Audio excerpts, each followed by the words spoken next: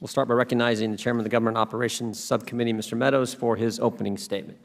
Thank you, Mr. Chairman, for continuing your leadership on this particular issue. As we look at that, many of you, this is not your first rodeo. You've been here before, and sadly, we're having to still address some of the major concerns that have been raised a number of times. Obviously, we will end up with a new IRS commissioner in the coming days, and as we look at that, it is critically important that we set the stage for making sure that we address these issues. There are issues that TIGDA continues to identify as problem areas. Most of my concern, I can tell you, are the things that continue to make headlines. You know, why do we go in and we rehire employees when we have specifically in there, do not rehire? You know, the IRS is held to a higher standard primarily because you hold the American taxpayer to a higher standard. If some of the excuses that we use as taxpayers were tried out in an IRS audit, they wouldn't pass the smell test. And I guess what I'm here to say is some of the things that I am still seeing happening within the IRS does not pass the smell test.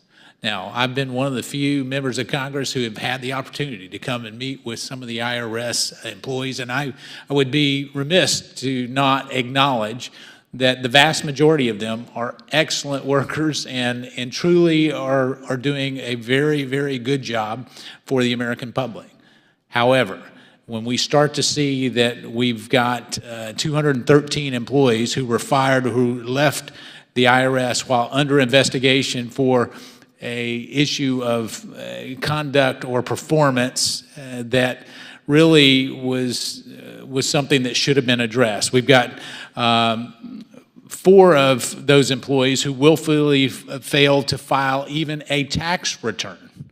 Now, I think the message needs to be clear. It's time to clean house. It's time to get it right.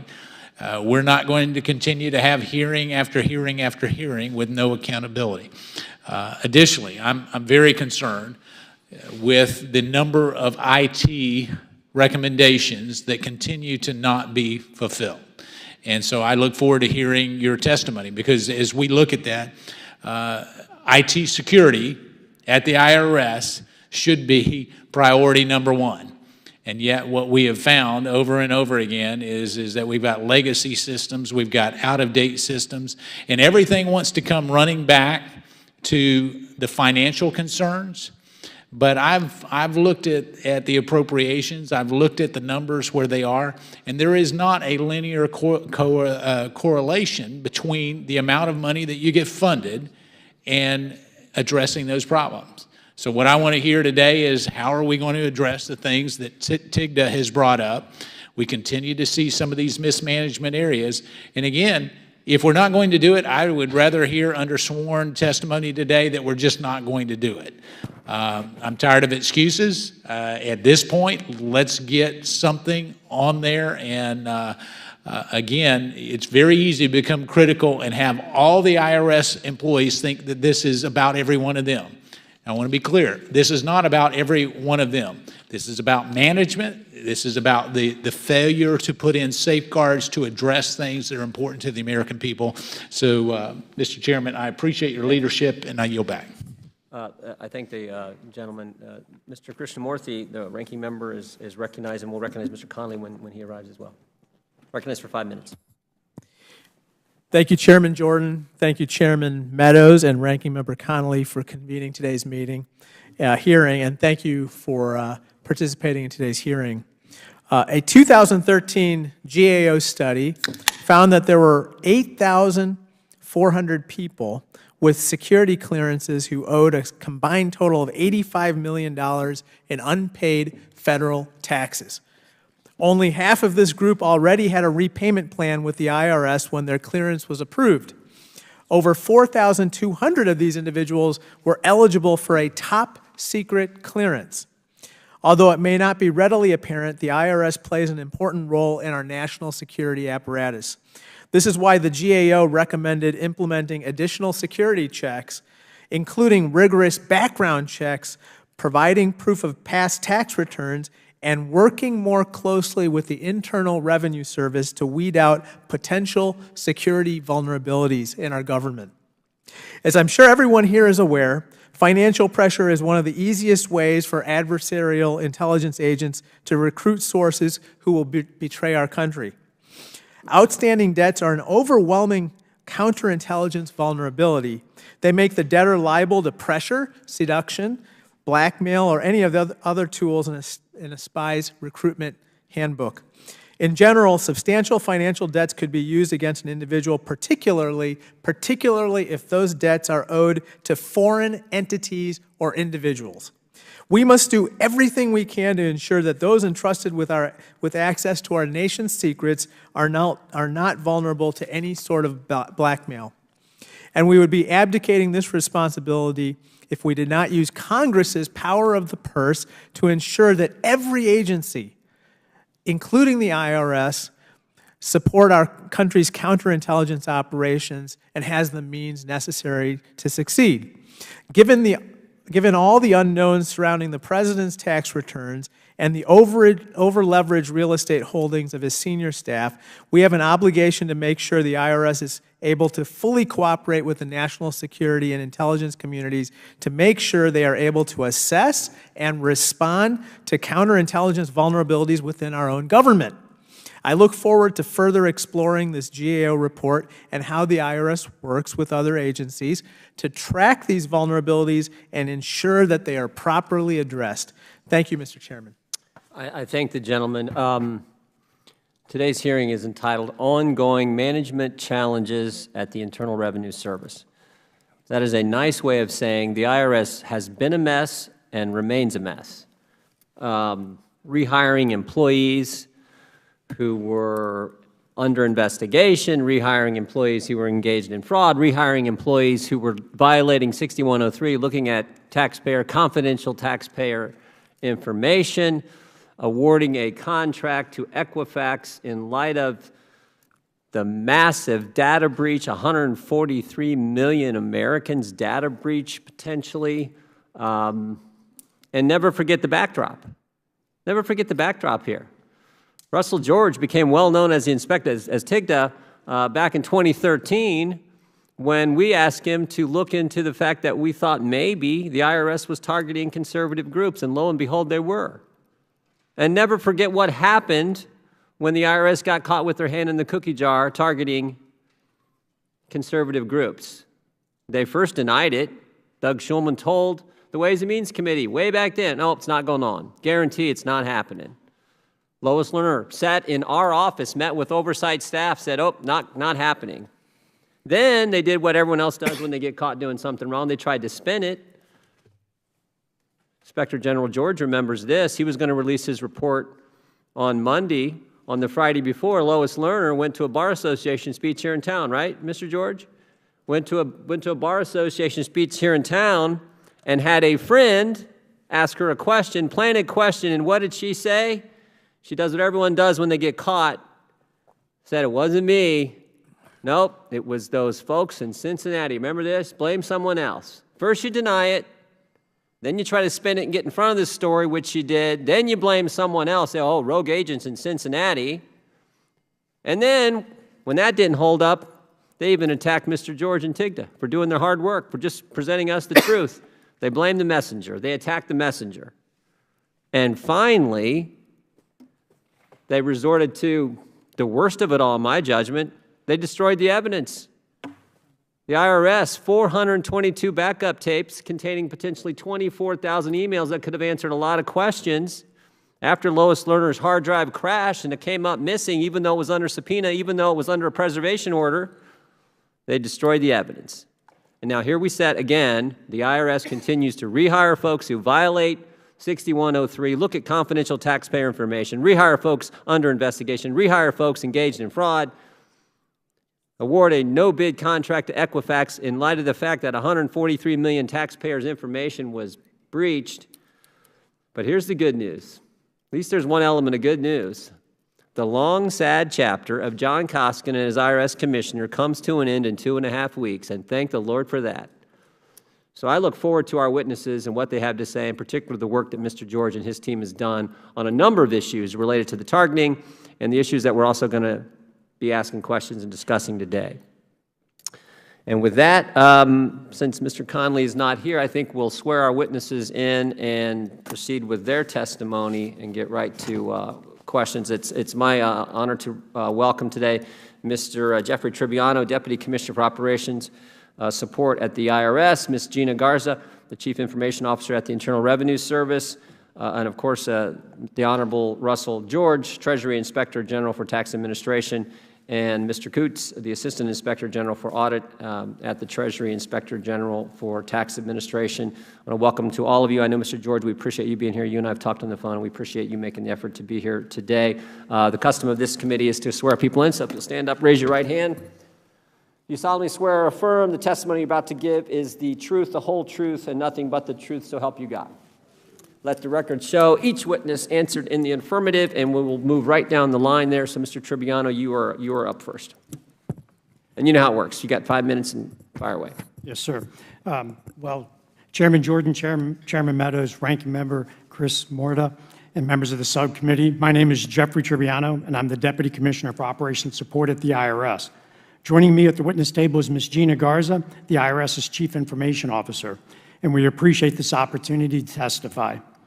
Each year, the IRS collects more than $3 trillion, processes more than 200 million electronic tax returns, and answers more than 60 million calls from taxpayers as part of its mission. These and many other activities are accomplished through detailed planning and coordination across the service. This includes critical support provided by the IRS's Information Technology Organization. In allocating resources for these efforts, our highest priorities are the delivery of filing season, implementing congressional mandates, and protecting taxpayer data. At the same time, to the extent resources are available, we continue to invest in modernization of our tax administration systems and applications. To continue delivering on our priorities and modernization efforts, it is critical that the agency's IT infrastructure components be up to date. We continue to make investments in modernization of critical infrastructure using managed services and cloud technology to the extent possible. While we have seen some progress over the last year, additional investments are needed. We are concerned that the risk of a catastrophic system failure is increasing as our infrastructure continues to age. Replacing the aging IT infrastructure is a high priority for the IRS, but we are challenged by our budget situation. Our budget is now $900 million below what it was in 2010, and modernization at a faster pace requires significant additional resources for IT. We are also asked today to address the sole source contract award to Equifax in late September after the company announced a major data breach. At the beginning of this year, we recognized the risk of using only one vendor, Equifax, to provide the IRS critical identity verification and validation services. In February 2017, we publicly announced our strategy to issue 2 competitive solicitations, one for a short-term 12-month single award vehicle under GSA's schedule, followed by a long-term 5-year multiple award vehicle. In July, we awarded a 12-month contract to Experian to provide these services. Equifax then filed a protest to the Government Accountability Office, which had up to 100 days to render a decision. The protest triggered an automatic stay of contract performance on the awardee to preserve the status quo until GAO issued its ruling. At this point, overriding the statutory stay was not warranted under the circumstances. Equifax was satisfactorily providing services on the contract. There is no suggestion or evidence of any issues that would have caused the IRS to question Equifax's performance or whether Equifax's continued performance on the contract represented a risk to the government. We filed a motion at that time to dismiss the protest, but GAO denied our motion on August 2nd. Since the GAO decision was not expected until October 16th, and the contract with Equifax was ending on September 30th, we were facing a lapse in identity verification services. This had the potential to negatively impact up to 1 million taxpayers. We believed it was critically important to maintain the ability for taxpayers to authenticate their identity to receive certain online services, particularly electronic requests for prior year's tax returns. This was specifically significant for taxpayers preparing to file returns before their extensions ran out on October 16th, and for the taxpayers in the federally declared disaster areas. Several factors were considered prior to awarding the short-term bridge contract to Equifax on September 29th, to include the GAO protest period, the time needed to transition to Experian, and the impact on taxpayers, and the results of our initial on-site security assessment conducted by the IRS team and the TIGTA special agents. However, on October 12th, after reviewing new information on Equifax's situation, we took the precautionary step of temporarily suspending the short-term bridge contract with Equifax. Now that GAO has denied the protest, we are moving forward with Experian. Lastly, we have also been asked to address the procedures for rehiring former employees. The IRS is committed to properly evaluating prior performance and conduct issues. We have in place procedures which we continue to refine to consider prior performance and conduct in the hiring process to extent permissible by law. And this includes implementing all of TIGTA's recommendations by October 31st of 2017. This concludes mine and Ms. Garza's opening statement, and we're happy to take your questions. Thank you, Mr. Tribbiani. Ms. Garza, is that accurate? You're good? Okay, Mr. George, you're up. Thank you. Thank you, Chairman Jordan, Chairman Meadows, Ranking Member Krishnamurthy, and members of the subcommittee. I thank you for the opportunity to discuss IRS hiring practices and information technology challenges. As noted earlier, joining me is Greg Coots, Assistant Inspector General for Audit. TIGTA first reported in December of 2014 that the IRS had rehired 824 former employees with substantiated conduct and performance issues. For example, the IRS hired 141 former employees with substantiated tax issues, including 5 that willfully failed to file their federal tax returns. Other prior issues for rehired employees included unauthorized access to taxpayer information, leave abuse, falsification of official forms, and misuse of government property. In response to our 2014 report, the IRS said its current process was more than adequate to mitigate risks to the American taxpayer. In our follow-up July 2017 report, we found that the IRS continued to rehire former employees with conduct and performance issues.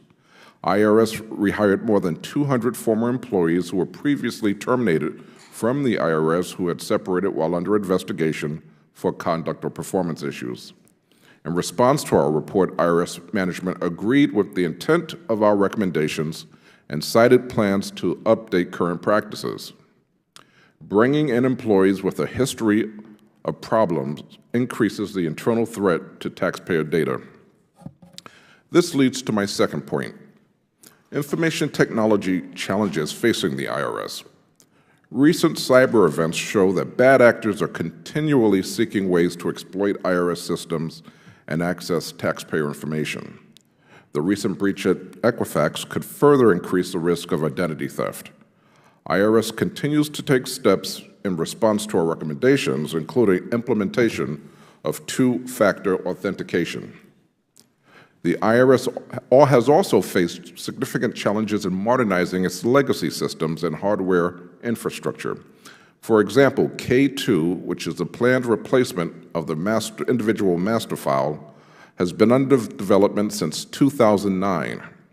The previous CADE initiative dates back to the late 1990s. Currently, there is no planned completion date for K2. The IRS has a large and increasing amount of aged hardware infrastructure, some of which is 3 to 4 times older than industry standards. The percentage of aged hardware has steadily increased from 40% at the beginning of fiscal year 2013 to 64% at the beginning of fiscal year 2017. This increases the security risks to critical taxpayer data the IRS must protect. The IRS has also been challenged in responding to some high-profile requests from Congress, the public, and the courts. The loss or destruction of information resulted from a combination of inadequate systems and policies along with human error.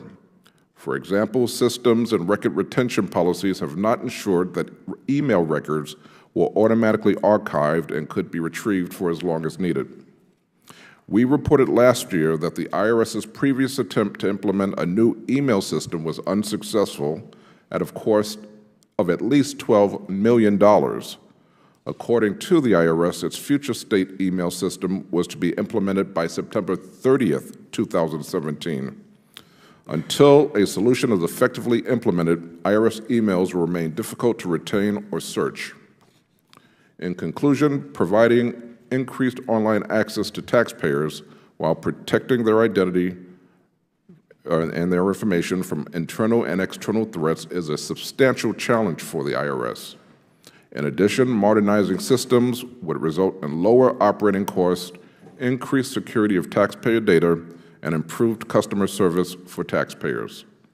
TIGTA will continue to prioritize overseeing IRS hiring practices and efforts to address its information technology challenges. Thank you for the opportunity to share my views. Thank you, Mr. George. Mr. Coots, you're good? That's what I thought. The gentleman from Georgia is recognized for 5 minutes. Thank you very much, Mr. Chairman. It seems like dealing with the numerous challenges and crises at the IRS is a pretty regular thing around here. We've been through hearing after hearing in this committee. And some issues, such as the technology, rehiring of employees, these things are ongoing. We talk about them often, and rightly so. But sometimes there are new issues, even to the IRS, such as this recent debacle with Equifax that has a lot of us crawling in our skin. The common thread in all of these issues, regardless of what they may be, is mismanagement. And it's not a management problem, it is a mismanagement problem. It's been taking place for years. And, it filters down from the top to the bottom and infects everywhere it goes. And as the chairman stated a while ago, I join in celebrating the fact that finally Commissioner Koskinen is leaving in a few days, and it is my hope that the tarnished agency that he leaves behind will finally get leadership that can correct the problems of mismanagement that are so abundant. I know there are good people, dedicated people at the IRS, and I don't intend or mean to throw all of them under the bus or any of those who are dedicated, but the mismanagement has got to come to a stop.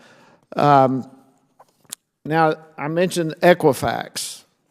This is certainly a word that, at least now, probably everyone in America is aware of, and with good reason. 143 to 145 million individuals who have had their personal information compromised, where it walked right out the front door of Equifax. And the report was widely reported, as we all know, of what happened. So, Mr. Triviano, Ms. Garza, let me just begin with you. The end of September 29th, the IRS awarded a bridge contract to Equifax after the data breach occurred. I'm trying to wrap my mind around that. Did the IRS know about the data breach when they made this bridge contract? Yes, sir. Then why in the world did you make another contract? We heard about the data breach the same as everybody else when Equifax announced it. I believe it was on September 7th in the evening. On September 8th, our Chief Privacy Officer convened our incident response team, which is made up of some of our senior leaderships, which is our CIO, our head of cybersecurity, the head of our business unit, our chief contracting officer, and then we asked our TIGTA criminal investigators to join us on that day, and we made a call to Equifax to try to determine what exactly was going on down with Equifax.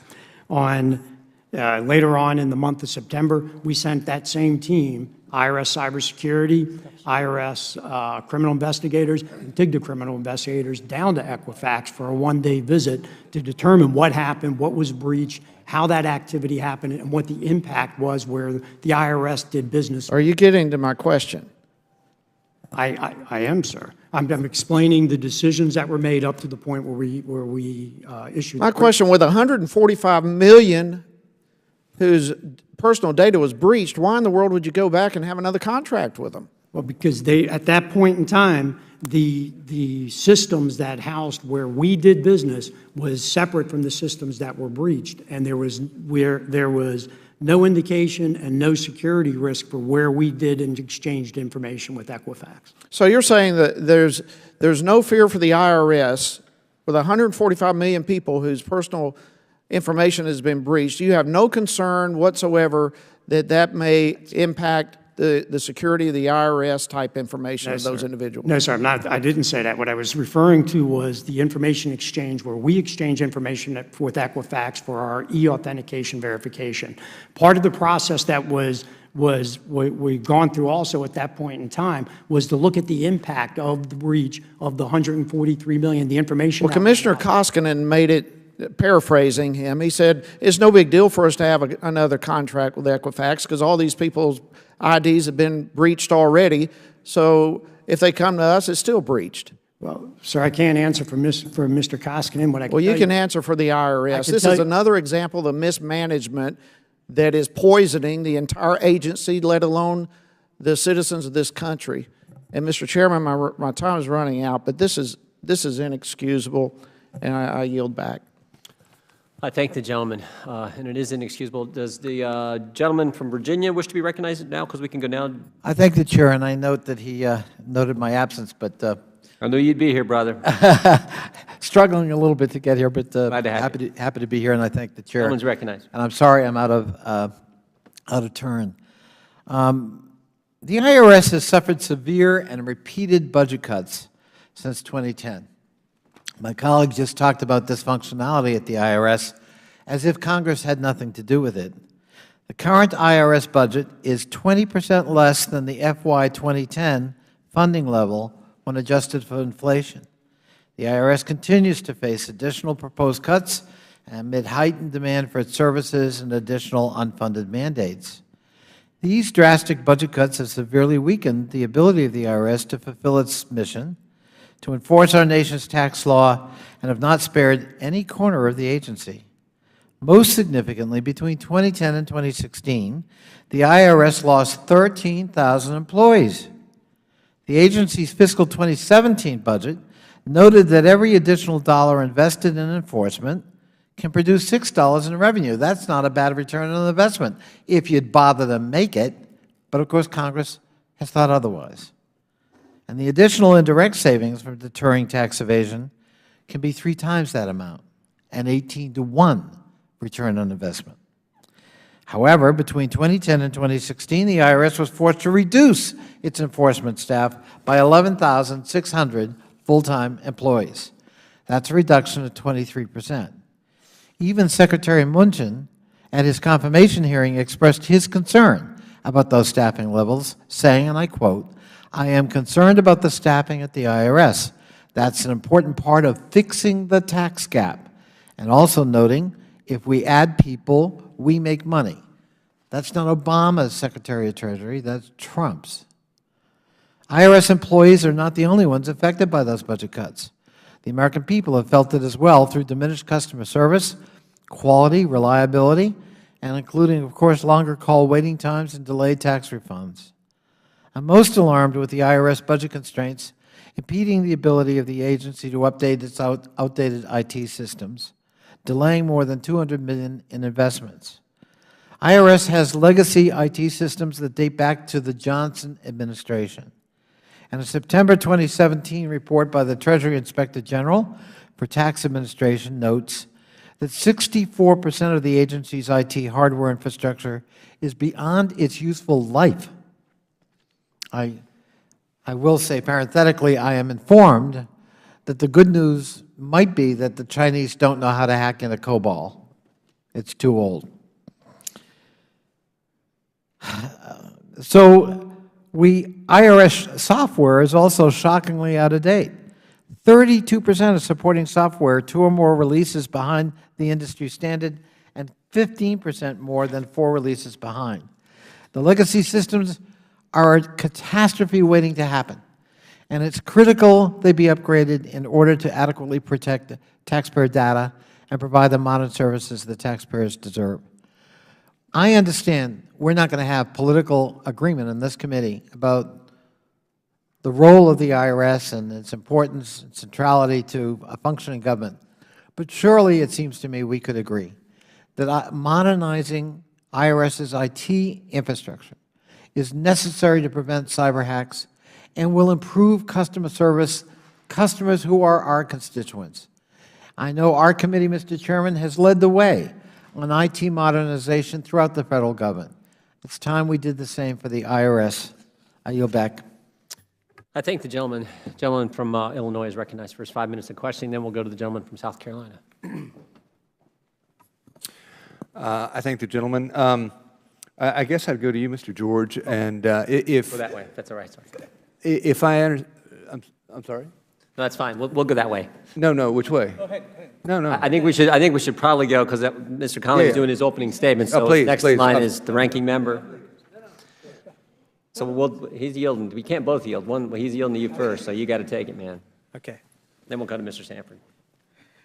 Thank you, Mr. Chairman. I wanted to focus a little bit more on this security clearance tax issue. And, since 2010, as Ranking Member Connolly indicated, IRS funding has been cut, and in fact, it's seen its funding cut by 17%. And it is performing the lowest levels of individual and business audits in a decade. This is at the same time that the GAO has recommended increased coordination between the IRS and the Director of National Intelligence.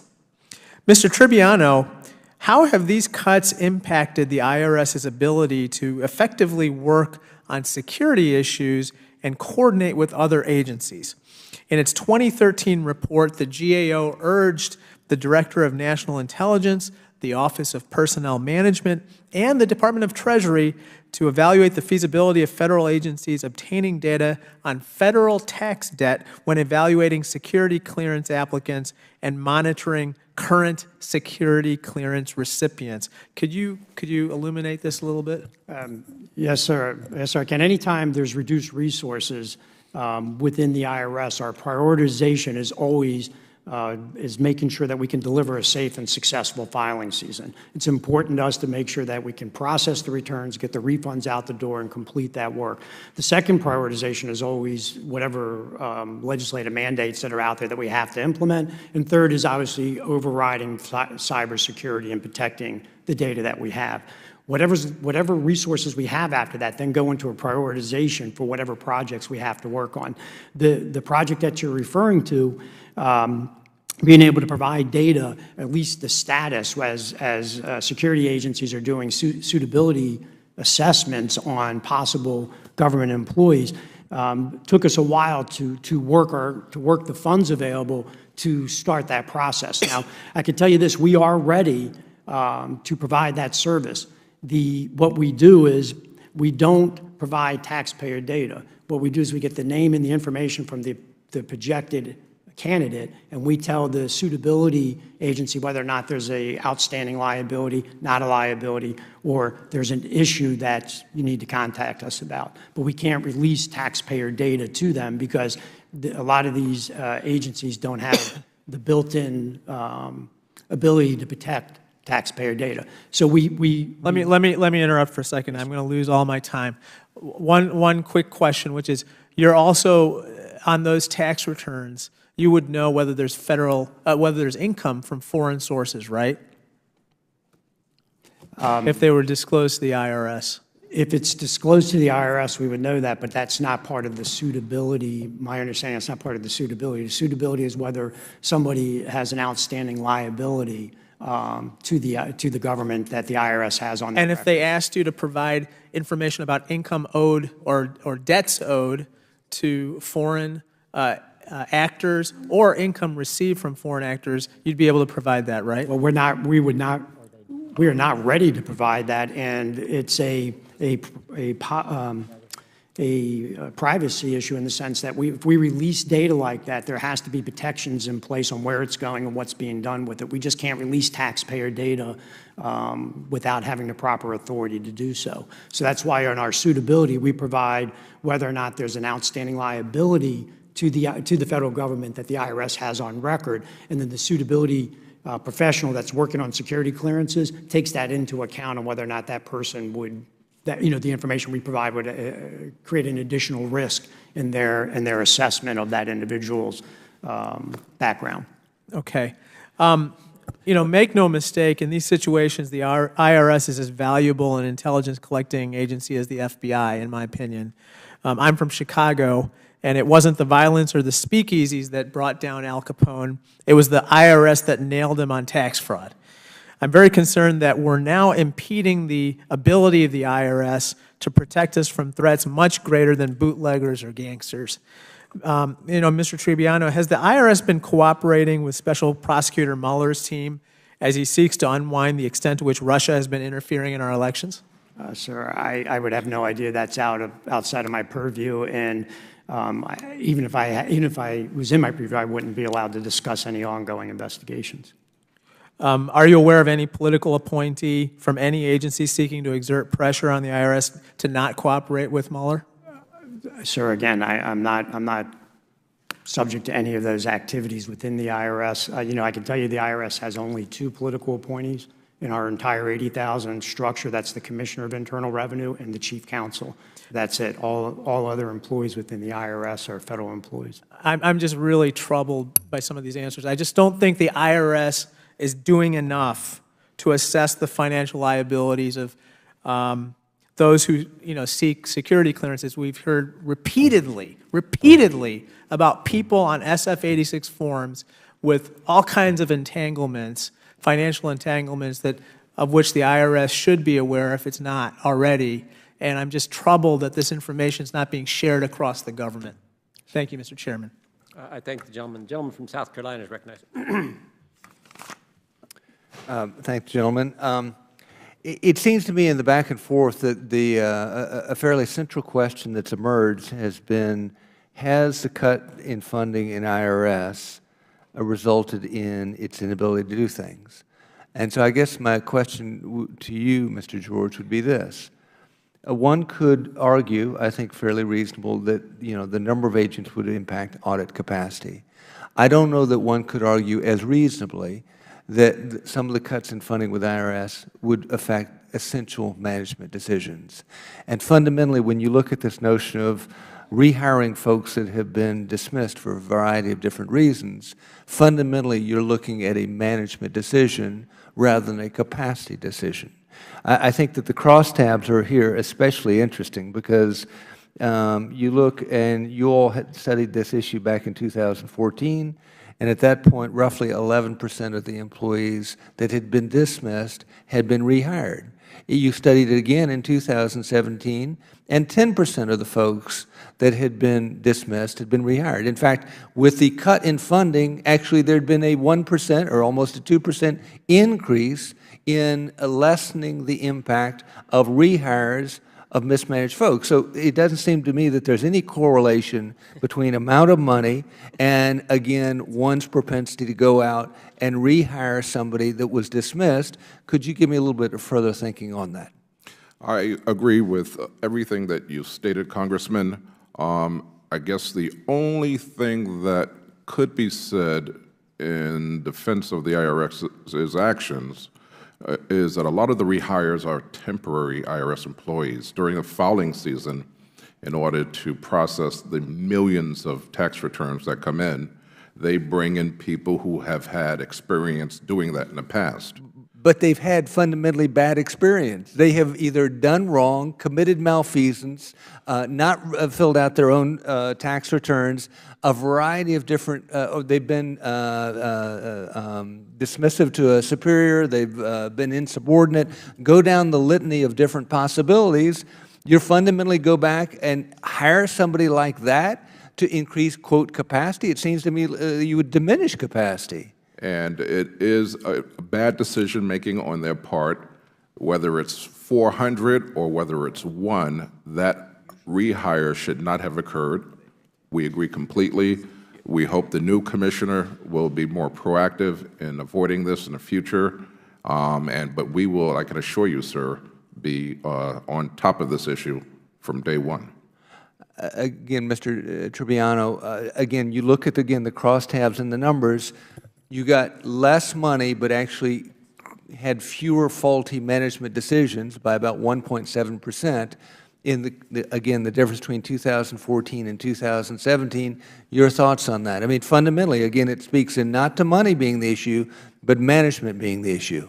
Yes, sir. So let me first start by making sure I make it clear. We have an incredibly dedicated and talented workforce, and I want to echo what again, that disclaimer, I saying. think, has been laid out by a variety of different members. I don't think we're questioning the whole of many people who work there. We're questioning the management process that goes out and rehires folks that have been found not worthy to be in the agency that does have capable people in it. So let me answer your question, because you're associating that with funding, and there is a funding issue when we Wait. Again, the numbers speak for themselves. You had 1.7% less in the way of rehiring folks that had been dismissed after you had less money.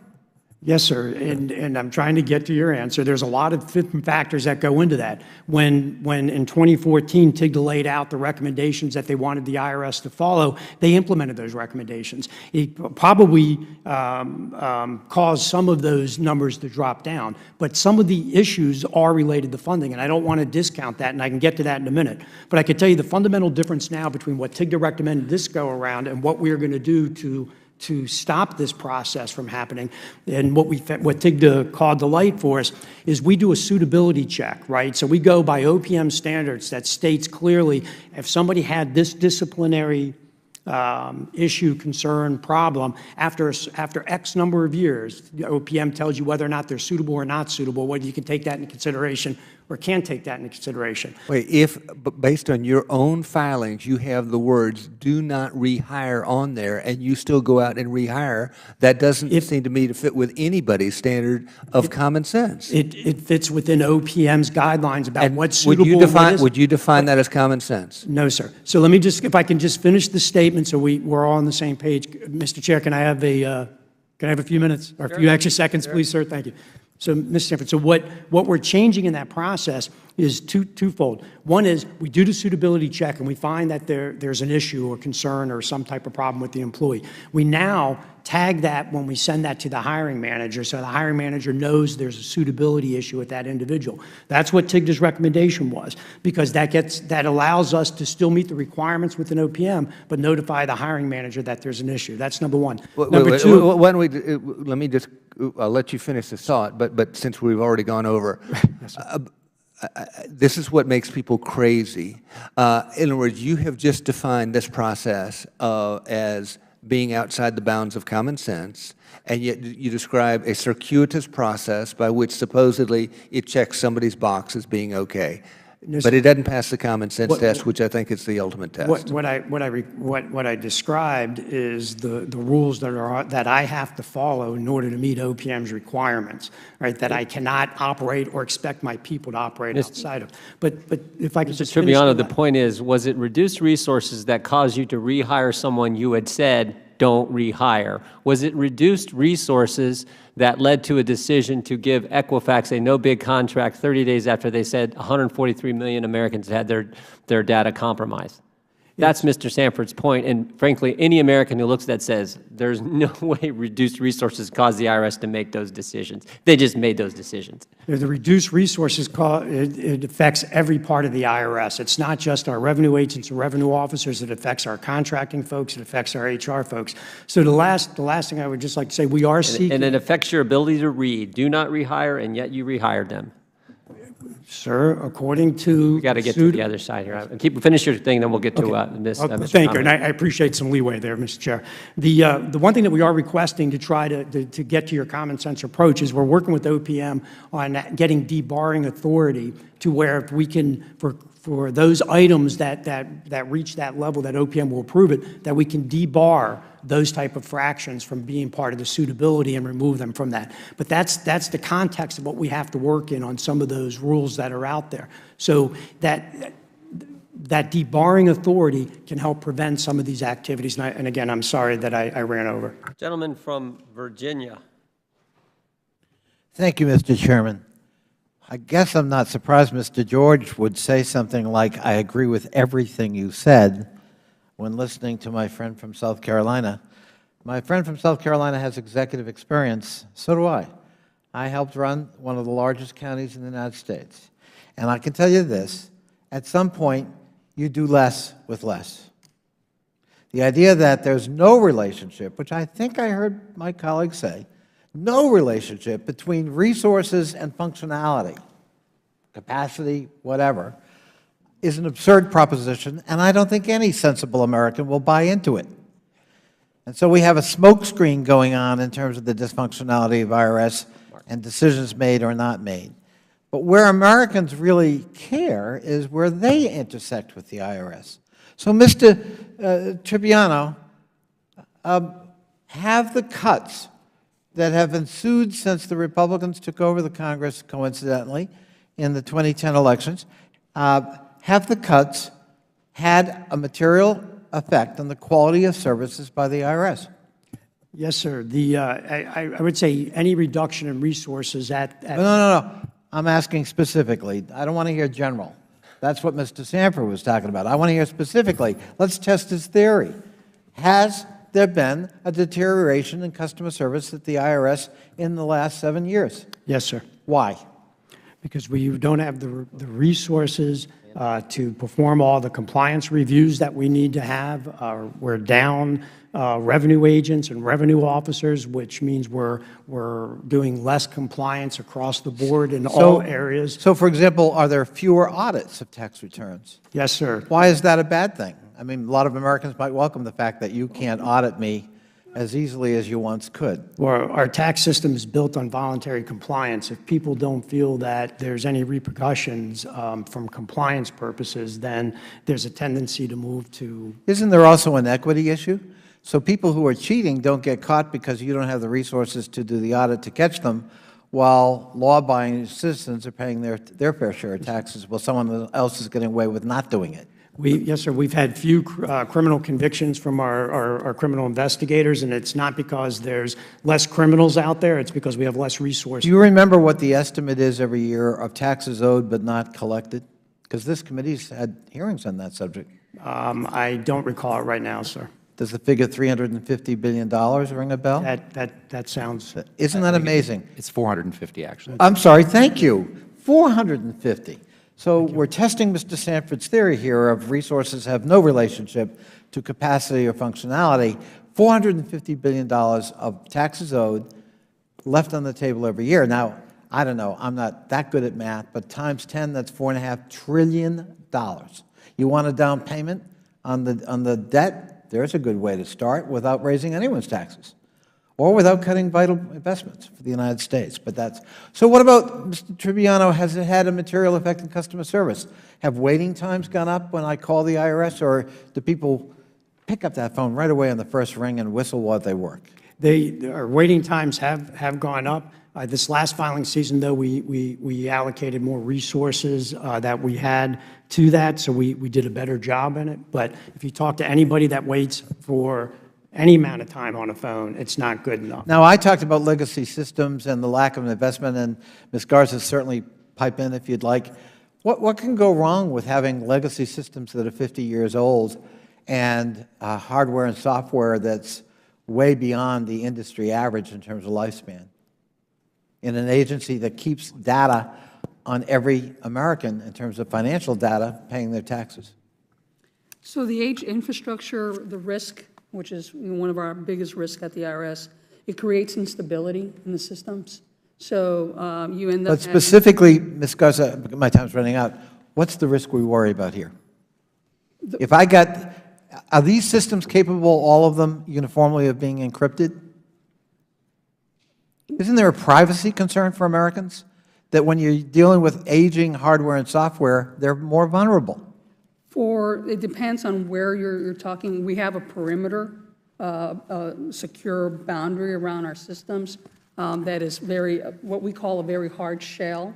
that protects the systems that are inside. Yes, I think OPM thought it had one of those too. Mr. Tribbiani, did you want to comment on that before my time ends? I agree with Ms. Garza. I could just tell you that I worry about system failure during filing season. That's my #1 concern, because if we can't process returns, refunds aren't going out the door, and that could have a large effect on this economy and taxpayers. So I worry about that, and I also worry about cyber, and everybody in government should be worrying about cyber, but those are my two biggest. Thank you. Thank you, Mr. Chairman, and I thank my colleague from South Carolina for being willing to test his theory. I thank the gentleman for Virginia with the committee's indulgence. I'm going to let Mr. Sanford respond just for a few minutes, and if the gentleman needs a few more minutes, I'll do the same, and then we'll get to our other questions. I appreciate so much my colleagues' lightning fast mind. Certain parts of his body maybe not moving as fast as they have in the past, but his mind is certainly not fit into that description. I appreciate his intellect. And I just say two things. One is that hyperbole is often the way of politics. And there's a little bit of hyperbole in what my dear colleague is suggesting, in that I even ceded the point, which is, to his point, I think that if you look at call times, wait times, audits, there are a number of things that could be legitimately impacted by cuts within the IRS. My point in the rehire question, and that's why I differentiated, was to say that doesn't seem to be the case on the rehire question, given the fact that if you look at the numbers, in 2014, or rather, 2014, you had 11.7%, in essence, misfire there.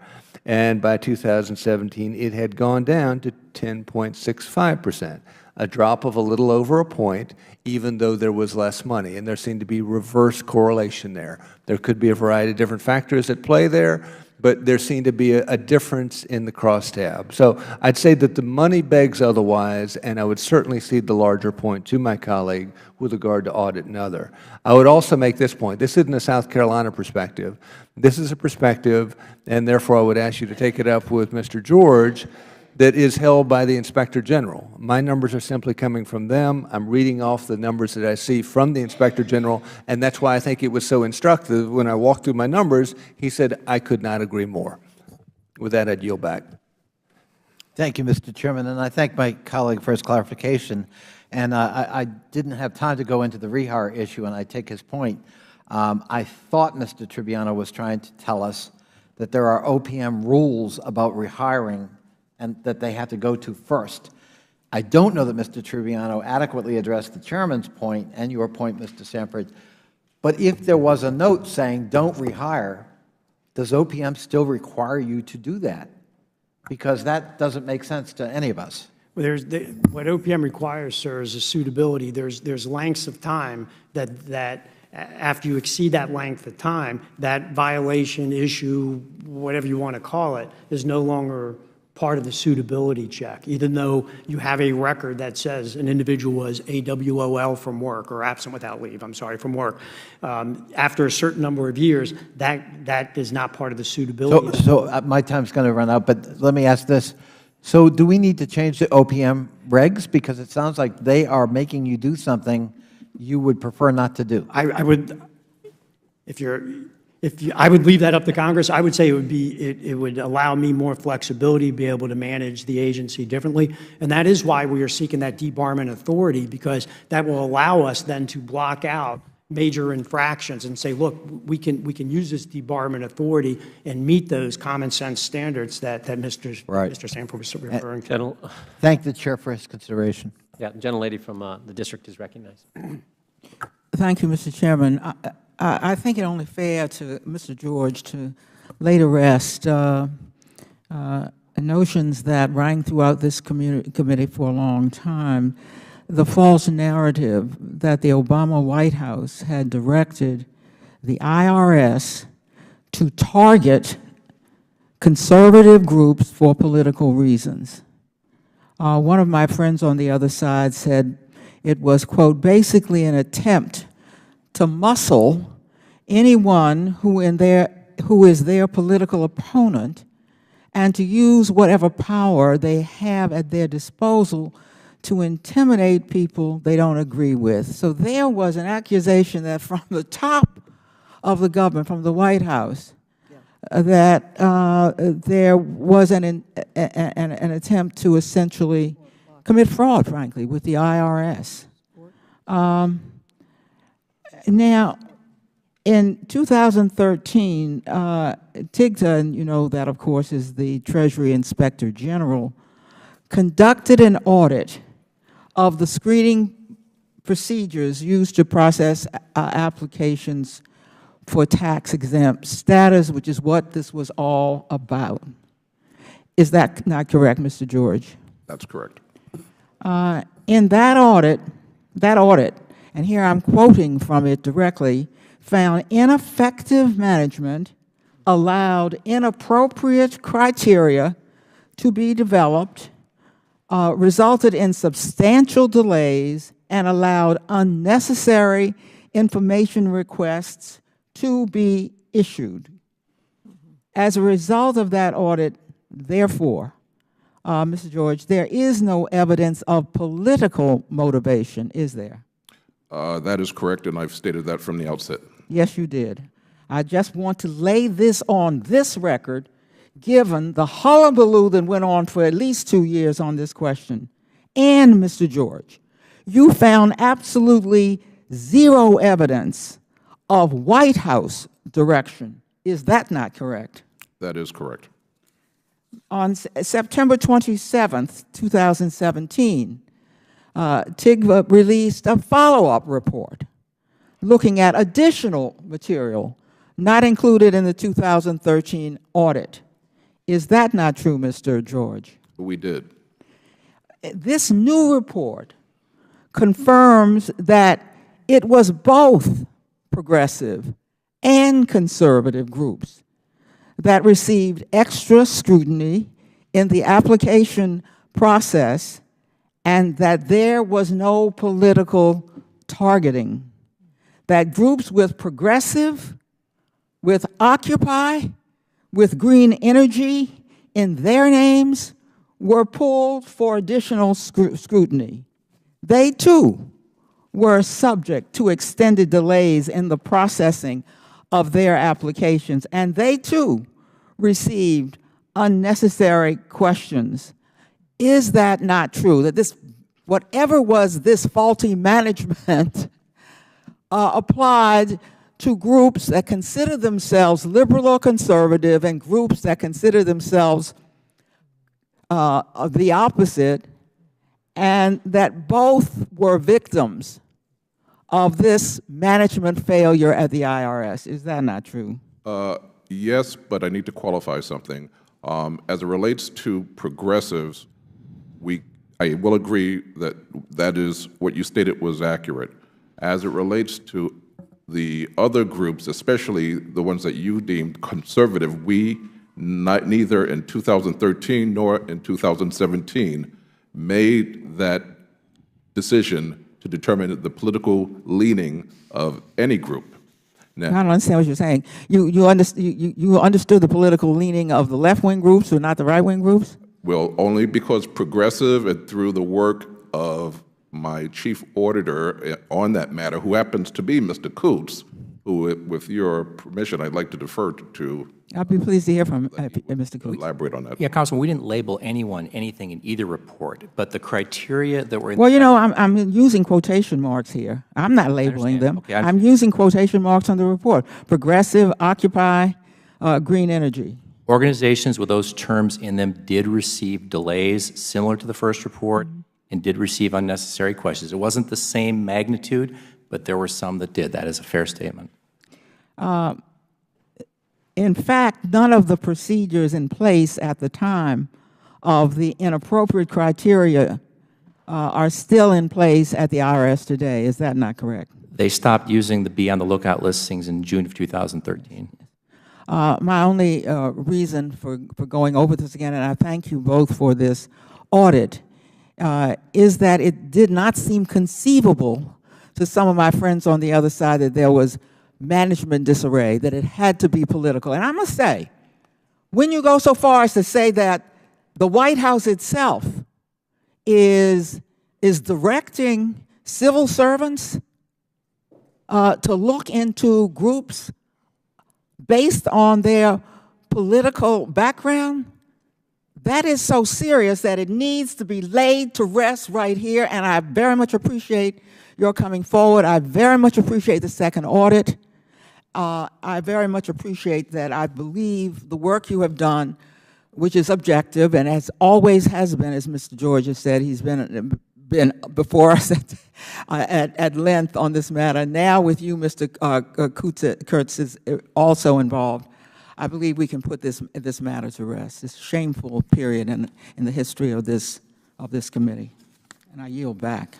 Mr. Coots, the 2013 audit that reflected what was going on with Tea Party groups had a BOLO list, right?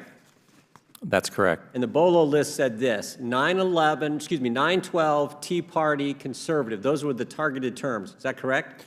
Only Tea Party was on a BOLO list, but the other ones IRS confirmed were being used to pull cases for that bucket. Those groups received extensive scrutiny. They were asked about what they were praying, what kind of prayers were given at those meetings. Isn't that correct? There were 7 unnecessary questions that we looked at. Very unnecessary, privacy-invading kind of questions. 98 organizations in the first report received these unnecessary questions. And almost all of those were conservative groups, correct? We did not assess that. No, they were. I saw the list. They were almost all conservative groups. We've all seen the list. Everyone knows it was conservative groups. The audit that the gentlelady is referring to went clear back to 2004, and some of those groups that received extra scrutiny deserved it. Acorn-leaning groups deserved it, right? Wasn't that audit from 2004 to 2013? The second audit covered the period 2004 to 2013. Yeah, completely different context. Some of those groups probably deserve scrutiny. And just the argument itself, because liberal groups were also targeted, somehow it's okay? Nobody should have been targeted by the IRS. But we know in 2010, 11, and 12, the Inspector General, the investigation we asked Russell George and you guys to do in 2013 about that was totally focused on conservative groups. And now to say, a second audit that went clear back to 2004 somehow justifies that, everyone got caught up in this, is just complete baloney. And everyone understands that. Now, to the issue at hand today. 4 people at the IRS were rehired who had been terminated or resigned. Is that 4 people who had some kind of violation with 6103? Is that right? They willfully failed to file their federal tax returns. That's correct. What about, was there anything relative to looking at information regarding 6103, violating 6103, examining stuff that they shouldn't have been able to look at? Wasn't there 4 employees who had been involved in that? Those were additional employees that had unauthorized access to taxpayer records, yes. And were those 4 people who had unauthorized access to taxpayer records, were they terminated or did they resign, or how were they let go from the IRS? One of the 2, and then they were hired back. They either would have been terminated or they left before they got, in the federal government. So they were in the process of getting fired. Correct. That's for fraud, for looking at taxpayer information they weren't supposed to look at, right? For substantiated, unauthorized access to taxpayer records, yes, sir. So they were terminated, resigned, and they got rehired? Yes. Okay. Now, do we know anything about these people, these 4 people? What division do they work in? Mr. Chairman, are you using an additional 5 minutes? Because you used it both to try to refute what I said without giving me any ability to respond, and now you're going on to the second issue. I mean, how is this subcommittee being run, sir? No, I have not taken my 5 minutes. I did my opening statement. I've not taken any 5 minutes of questions. So you believe you're within 5 minutes in what's happening here now? This is my 5 minutes. Well, go ahead, Mr. Chairman. The last time I checked, every member was entitled to 5 minutes. I've not had 5 minutes. Well, then be our guest, sir. Well, it's not about being your guest. I happen to get the privilege of I made an inquiry. You say you're taking 5 minutes you did not have. I was not aware of that. I was not aware of that. You did not have if we could stop the time now, the way it normally works is I gave Mr. Conley an opening statement, Mr. Krishnamurthy an opening statement, Mr. Mehta's an opening statement, I took an opening statement. So we had 4 opening statements, ranking member, chairman. I have not taken 5 minutes of questioning, and now I'm taking my 5 minutes of questioning, and somehow you say that's wrong? That's how it always works. Go ahead. If you want the chairman of the committee not to have 5 minutes of questioning, then I didn't say that, Mr. Chairman. So don't put that in my mouth. Why the interruption? Because I didn't. It seemed to me that you were over your 5 minutes. I did not realize you had not had 5. You have spoken often this afternoon. Therefore, I did not realize you had not had your 5 minutes. I've spoken to recognize the gentlelady for D.C. Well, yeah, obviously, I'm not talking about that. Okay. So tell me about these 4 people. They were terminated and resigned. Do we know what area they worked in?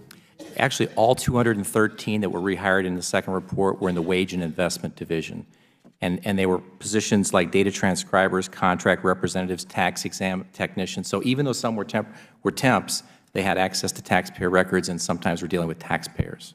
And what was the time frame when they were working and got terminated? What time frame? They were rehired between January 2015 and March 2016. They had been terminated before that period. And had they worked, the four that I'm concerned about who had access to unauthorized information, were they here during the targeting time, during 10, 11, 12, 13? I'd have to get back to you for the record on that. Do we know if any of them had contact with Lois Lerner or anything like that? We don't know that, no. You didn't look at that? We did not look at that, no. It seems to me that's something we should look at. Unfortunately, my time is out, even though I lost a minute in a debate about something that we shouldn't have debated. So I'll come back and take a second round. But we will now go with the gentlelady from Illinois, I think, is recognized next. Thank you, Mr. Chair. Under the IRS Restructuring and Reform Act of 1998, Congress granted IRS the authority to hire a limited number of individuals to staff critical technical and professional positions in the agency at salary levels greater than general schedule rates. Congress intended this critical pay authority to help the agency attract highly qualified individuals with advanced technical expertise who might otherwise be unavailable for government service at normal federal salary levels. The IRS used its authority from Congress to fill a total of 168 positions from 1998 to 2013, many of which were positions in critically important areas such as information technology and cybersecurity. Mr. Tribbiano and Ms. Garza, does critical pay play a role in making federal government jobs more appealing to highly qualified technical individuals who might be interested in public service but could be earning a much higher salary in the private sector?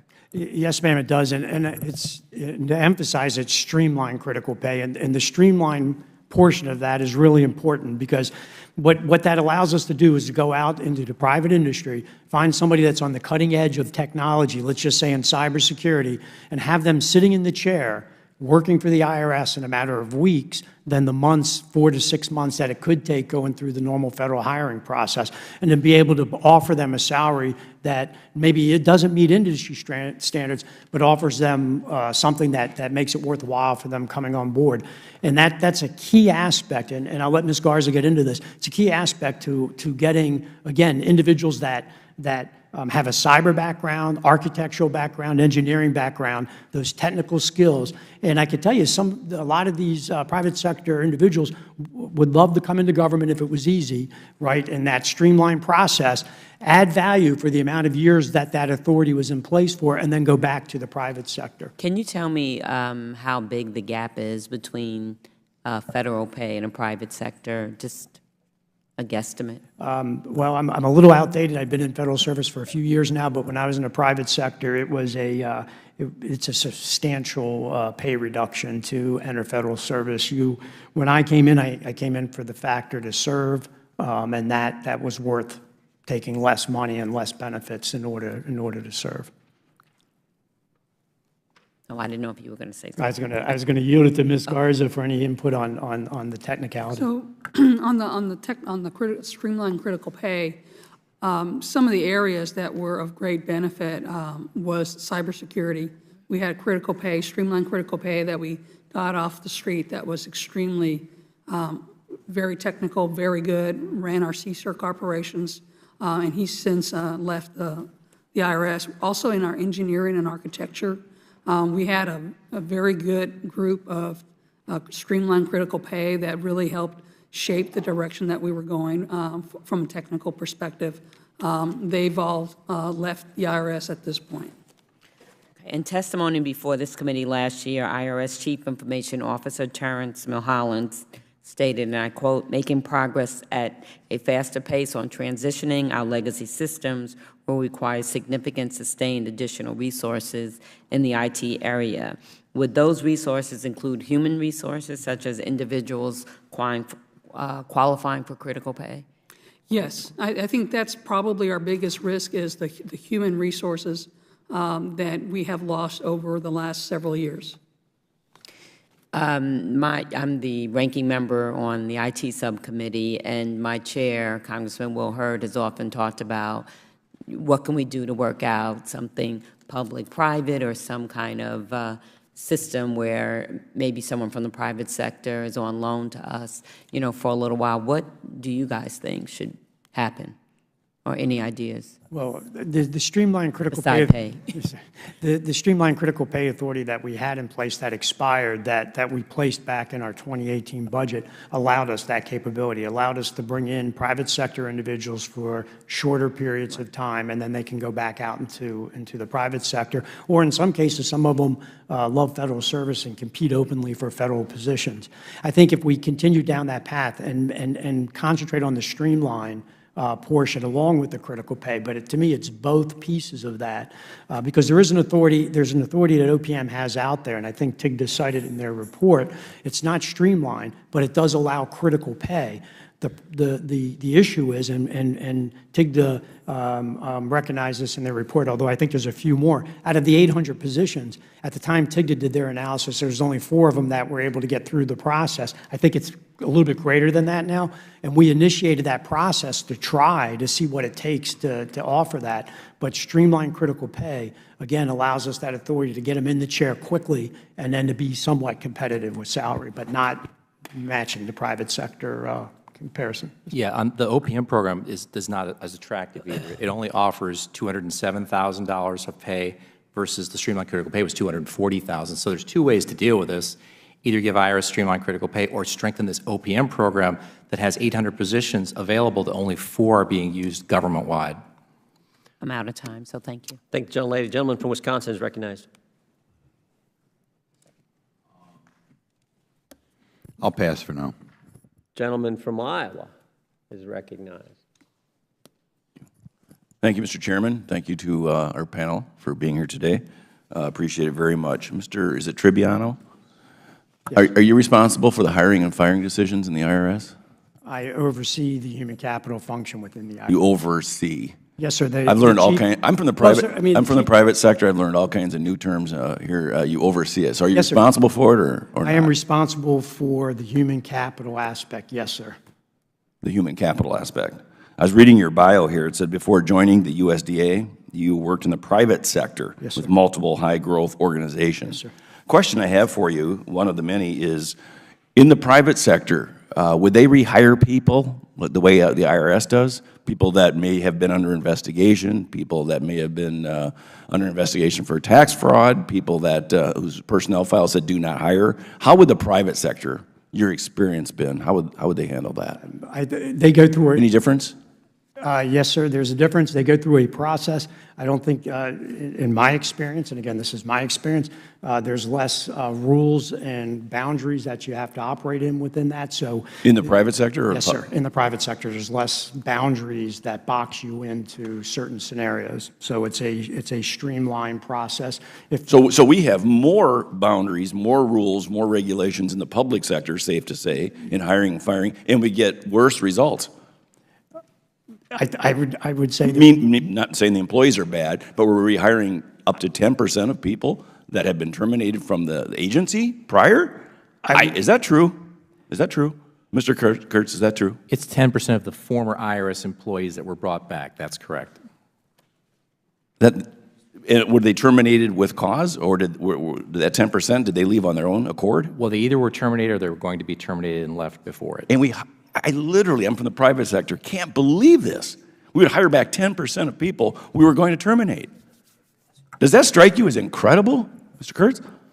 Yeah, and they didn't have to do it, okay? And our issue was the selecting official is the person we think should get the information to make the decision. I don't think it prevents that from happening. There are suitability issues at the end, but I don't think that's our big issue. Our issue is earlier in the process, we believe a selecting official should have the information to make a decision. That's where the bad decisions are being made. In fact, there's not a decision. You're sitting there with candidates as a selecting official, and you don't know the derogatory information that you just described in making your choice. Does that make sense to you that they don't know that? Well, no. That's why we made the recommendation that they change the process. Mr. George, TIGTA issued a report this past July, correct, on the problem of IRS rehiring employees previously fired by the agency. This isn't the first time a report like that's been issued. Is that correct? That is correct. That report documented that you issued an instance when the IRS rehired somebody who literally on their personnel file it said, do not hire this person. Can that possibly be correct? That is correct. I mean, it sounds like not a good situation to me. Doesn't sound like something, private sector is not perfect. Doesn't sound like something that would happen in the private sector. Did the IRS adopt your recommendations, Mr. George, on this topic? They have in principle in the most recent report. Again, we issued a previous report in 2014 on the very same issue. They said they were going to adopt. They did I'm sorry, they did in principle? Is that what you said? In the current one, they're in process. They're in the process of adopting them. Correct. And how's that process going? Is there a sense of urgency there? Yes, sir. We will have that. As evidenced by what? As evidence as we're going to have it implemented and running in October when we start our filing season hiring to bring back the part-time, as you called them, but we call them seasonal employees. So we took all the TIGNA recommendations that came through, and we're implementing them right now. We'll have them done. We're on target to have them done in October. You know, I represent the eastern part of Iowa. It's kind of a blue-collar district. I go out there and talk to the factory workers, and I tell them, you know, if you were terminated by this company or going to be terminated, do you think you'd ever get rehired again at the same company? I mean, that would be a laugh line. Can you see why people out in the rural part of this country think what's going on here is nonsensical? Why there needs to be change? Why we need to drain the swamp? These are the things that I don't even want to repeat because it's embarrassing. Do you understand that? I mean, do you hear that? Yes, I understand what this looks like, and we are doing everything possible right now to put those things, to put the recommendations from TIGDA, plus some additional things, like I said, about seeking debarment authority from OPM to be able to put more controls in place to stop this from happening. But you said previously more controls and more regulations. I think you said pens you in, and now you want to put more regulations in place. No, sir. These are not controls that come from OPM. I'm referring to internal controls, management controls that we administer at the IRS to be able to stop this type of activity based on the recommendations from TIGDA from happening. These are recommendations that TIGDA came forward with that we are adopting and implementing. And I'm stating that we will have that in place in October to be able to monitor, to provide what Mr. Kuntz talked about, which is giving the hiring manager the suitability and the issues with prior. This will be in place next month? This will be in place at the end of October, yes, sir. Mr. Chairman, can we follow up to make sure this is in place by the end of October? Because these are the very reasons why there's so little confidence in the federal government out there in the real world. So I would say time is of the essence, and I look forward to you doing that. Yes, sir. I yield back, Mr. Chairman, the time I do not have. Yeah, I thank the gentleman for his good question. The gentlelady from New Jersey is recognized. Thank you, Mr. Chairman. A quick yes or no from you, Mr. George or Mr. Kuntz. IRS has a lot of improvements to do. Is it moving in the right direction? I would say that, especially in the wake of the 2013 issues and a few of the other ones that occurred after that, that they are taking quite seriously the issues that we have uncovered. And would it be very helpful if they had the resources they needed to get you modernize their equipment, their IT equipment, et cetera? Would that certainly be of help? The IRS, if it had additional resources, could do more. Thank you, sir. I am going to take us off into an entirely different, but I think vitally important area here. As the House prepares to vote on a budget resolution this week to begin the process for enacting massive tax cuts, I want to take this opportunity to question the witnesses here today about the proposed drastic changes to our tax code. Since unveiling their tax reform plan last month, Republicans have tried to claim that their proposals to cut taxes for the wealthiest Americans will somehow benefit the hardworking middle-class families.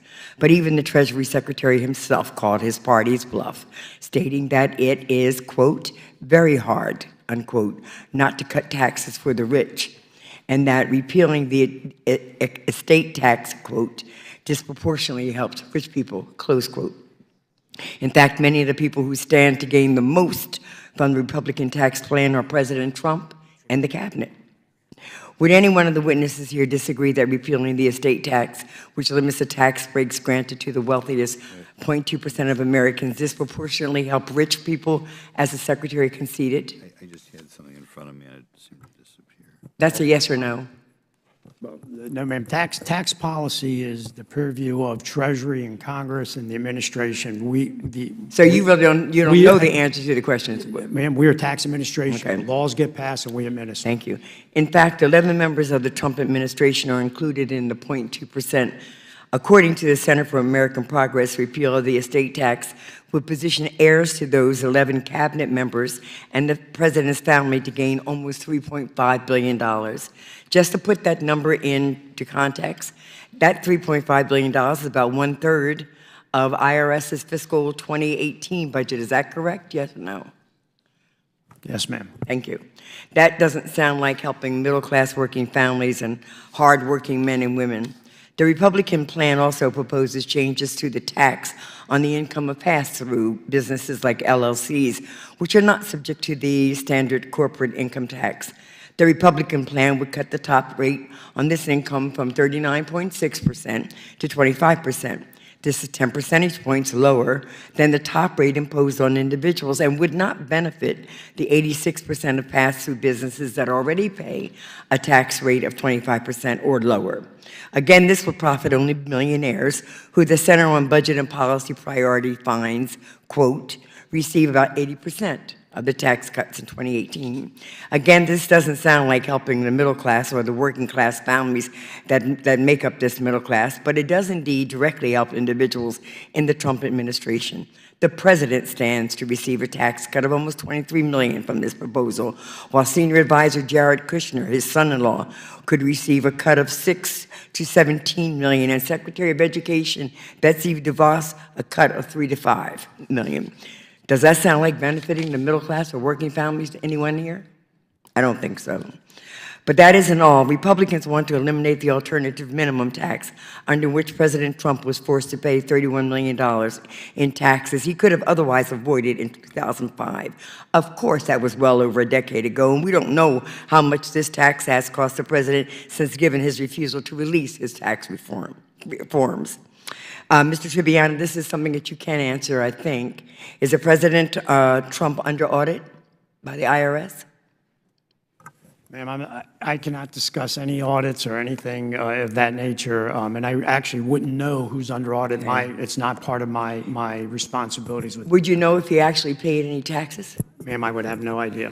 Is there anything that stops an individual under audit from releasing his tax returns or her tax returns? Would you know the answer to that question? No, ma'am, I do not know. Would anyone know the answer to that question? Is there anything that stops an individual who is being audited from releasing his or her tax returns? Does anyone know the answer to that question? My understanding is there is no restriction on that. I didn't think so. We already know that the Republican plan will benefit the cabinet members, but if the president wants anyone to take seriously his claim that their tax plan won't benefit them at the expense of working men and women and their families, then he could prove it just once and for all by showing America the money he has and releasing his own tax reforms. And with that, I yield back. Thank you, Mr. Chairman. I think the gentleman from Wisconsin is recognized. Sure, a couple of questions. Mr. Tribbiano, how many employees in the IRS? Give or take, depending on filing season, close to 80,000 employees. 80,000, wow. In every year, in an average year, how many are terminated? I don't have that number, so I can get that for you, though. You guess, Wiley, did any of you Inspector General guys have a stab at that one? Actually, no, we don't have that information, sir. I can get that for you and get back to you. Yeah. Why don't you tell me how many were maybe terminated in the break in between how many? Is there a probationary period? Yes, sir. All federal employees have a probationary period when they enter federal service of 1 year. Well, give me two statistics. Give me the number who make it to their probationary period and the number once you get by the probationary period who are let go every year. You do that? Yes, sir, I can. Now we got a little explanation for our listeners back home. Could somebody describe the Taxpayer Protection Program? It's supposed to be something designed to strengthen catching suspicious tax return filers. You familiar with that program? Are you guys doing anything? You must be doing. Right now we are looking at tax reform. And there are feelings that particularly on some large refund returns, particularly earned income tax credit returns, that people are lying and getting big refunds. Are you familiar with that problem? Mr. George? I mean, we are familiar with that problem and are quite concerned, sir. The instructions for the Earned Income Tax Credit are more than 30 pages, single-spaced, double-sided. It's an extraordinarily difficult credit to implement, both from the perspective of the taxpayer and then from the perspective of the IRS to ensure that the information they're receiving is accurate. What we're especially concerned about, sir, is many of the instances in which we find that people are inappropriately receiving that credit are a result of returns that have been prepared by professional tax preparers. So people who are supposedly trained and have the expertise to do this are doing so in a way that gives people credit or credits that they're not entitled to. And is that the fault of the preparer, or is that the fault of garbage in, garbage out? We have concerns that it's both, sir. Okay. You said it's an overly complicated credit, and I can't imagine why anybody would pass a law requiring 30 pages of instruction, but apparently people around here did, and that's one of the problems the IRS has. And it's not bad IRS employees, it's bad congressional employees. Go ahead. I'm sorry, sir, but in that arena as well, and I'd like to echo what Mr. George said, we can't do the verification up front. We don't have the authority to do that. So the return gets processed through the system, and we have to pick it up under compliance to see if there's an issue. We've been asking for and seeking correctable error authority that would allow us to match up when those returns come in during the processing cycle, match up the data that's on there with some of the federal government records and make those corrections while we're processing the return. Because if it goes in, it has to be picked up under compliance in order for us to and compliance means, what is that, another word for audit? I mean, audit or review. Now, the PATH Act helped in a portion of that. And it allows us that capability to try to match stuff up before we release refunds. But correctable error authority will help us go further in that arena. If you had to guess, percentage-wise, how many of those returns, say not ones where you get a little credit of $45 or something, but say credits in excess of $2,000, what percent do you think are fraudulent or they have errors in them? Well, the overall improper payment rate for earned income tax credit is about 25%, but they don't all meet the criteria you just described. There could be some small ones and other types in there. But the overall has been steadily in the mid-20s for over a decade. If you had any other federal program and 20% of the credits going out the door were wrong, would you continue that program? It's not the only one. There's the other credits at IRS have very high improper payment rates also. Which other ones are those? The child credit and the education credit. Both have very high. Well, we've got a Ways and Means Committee looking at that. Maybe those are three things we ought to take out of there, because we're looking for ways to simplify these returns and get some cuts on the middle class. So could you give me a little, or could you guys forward to me, for me to forward to the Ways and Means Committee, a little more information on the education credit and how you think people are cheating on that one? The child care credit, child Yes. credit or child care credit? The child credit, I don't know the full name of it, but it's a child credit, yes. Okay, the child credit, and particularly the earned income tax credit, because there's some people who want to, do tax reform around here. We might as well make sure we get it done right. We might as well make sure by the time we're done with this, we don't operate any slipshod program. Thank you very much. Gentlelady from Illinois is recognized. Did I see that wrong? I'm sorry. Oh, I'm sorry. Representative Lawrence, gentlelady from Michigan is recognized. Thank you. I'll charge that to your head, not your heart. I apologize. Since 2010, the actions of the congressional Republicans have drastically reduced both the IRS budget and your workforce. The IRS has lost over $1 billion in annual funding and 18,000 employees since 2010. During that same time, IRS workforce has steadily increased.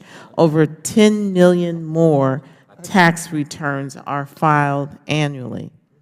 This year, IRS is cutting its seasonal workforce during tax filing season by 2,000 people. Is that correct, Mr. Tribunio? Yes, ma'am, that sounds close to being accurate. How does cutting 2,000 workers during your tax season affect the quality of customer service that taxpayers expect when they call IRS?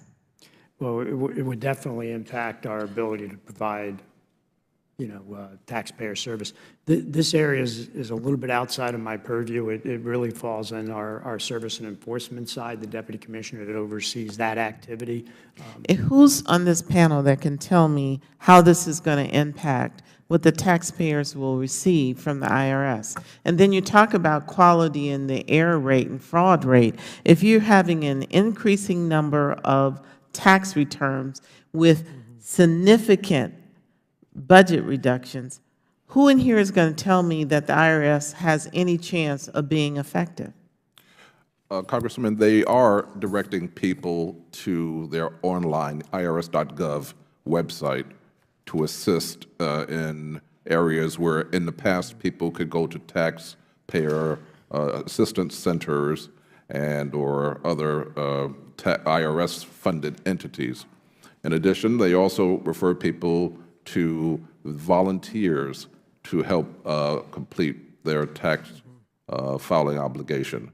And that system is fully up and running? It has been, sitting out the volunteer aspect of it, and of course the website is. But not everyone has access to computers and the internet, and not everyone can get to one of the centers or to one of the locations where the volunteers are. So there's no question a cut in resources in the terms of human relations or employees will affect the length of time and the ability of taxpayers to receive assistance. How does IRS has any more plans for staff reduction? I'm sorry, I didn't. Does IRS has any further plans to reduce your workforce pursuant to the President's executive order that directs all agencies to create a workforce reduction plan? Ma'am, we've been under a workforce reduction plan for the last 5 years, and each year we steadily lose our total head count. We are a people-driven agency, and our funding, the majority of our funding, goes to the workers within the IRS. So when we have reduced funds, we hire less in certain areas, and we try to focus the hiring to the greatest need. But we also have some constraints on our appropriation language. I know that's not this committee, but there's constraints on that state what type of appropriations can be used for what type of work, and that also causes some imbalances in our workforce. But we've been slowly reducing our size. Now I can tell you, ma'am, you mentioned about 18,000 employees, and I think that's right. It's between 16 and 18 when you count fluctuations and seasonal. I don't think we're ever going to get back to that, and I don't know if there's a need to, but there is a need for more work, and we don't have enough staff to be able to adequately service the taxpayers, to have the right compliance levels out there to generate revenue, and then to support that with our management and administrative interior support that helps support that activity.